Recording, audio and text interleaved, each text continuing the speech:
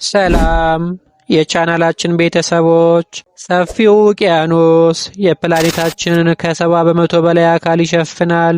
ነገር ግን እስካሁን ድረስ የሰው ልጅ ከመረመረው ይልቅ ያልመረመረው የውቅያኖስ ክፍል ይበልጣል።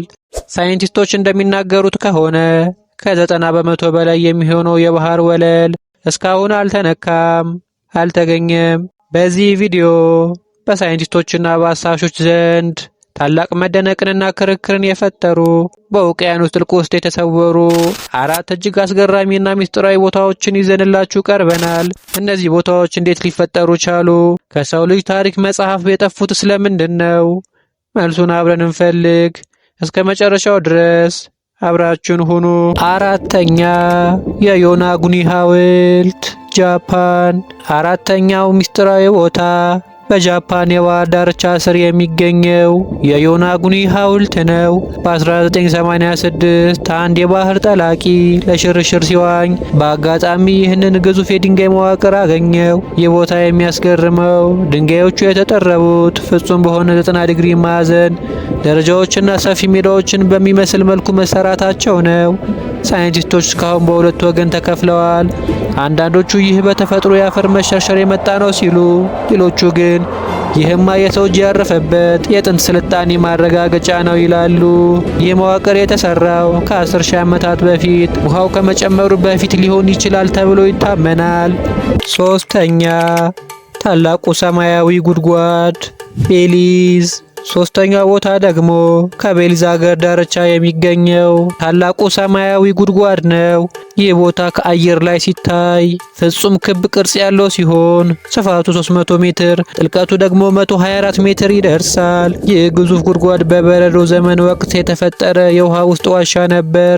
በኋላ ላይ የባህር ውሃ ሲጨምር ዋሻው ተደርምሶ ይህንን አስደናቂ መልክ ይዟል። ታዋቂው አሳሽ ዣክ ኩስቶ ይህንን ቦታ በዓለም ላይ ካሉ ምርጥ የባህር ጠለቃ ቦታዎች አንዱ እንደሆነ መስክሯል። በጥልቀቱ ውስጥ ኦክስጅን ስለሌለ ምንም አይነት ህይወት የሌለው ፍጹም ጸጥተኛና አስፈሪ ዓለም ነው።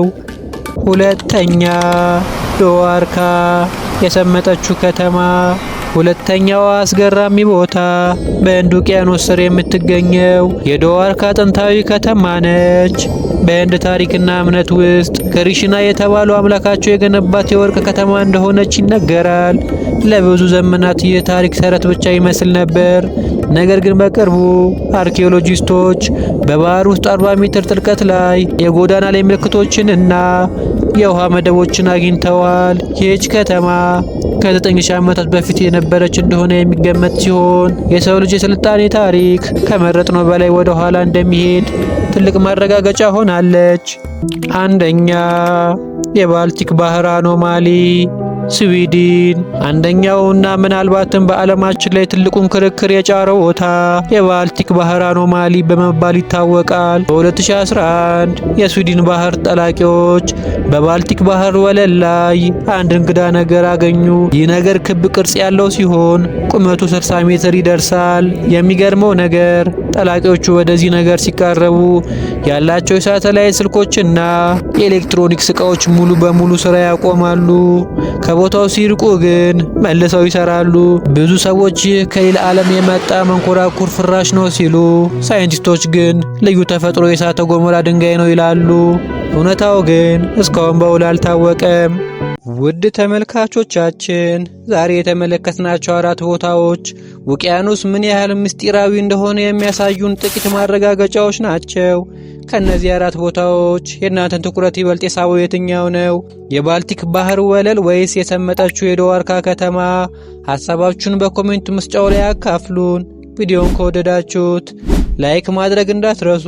እንደዚሁ መሰል አስገራሚ የዳሰሳ ቪዲዮዎች እንዲደርሷችሁ ቻናላችንን ሰብስክራይብ በማድረግ የደውል ምልክቱን ይጫኑ። በሚቀጥለው ቪዲዮ በሌላ ርዕስ እስከምንገናኝ መልካም ጊዜ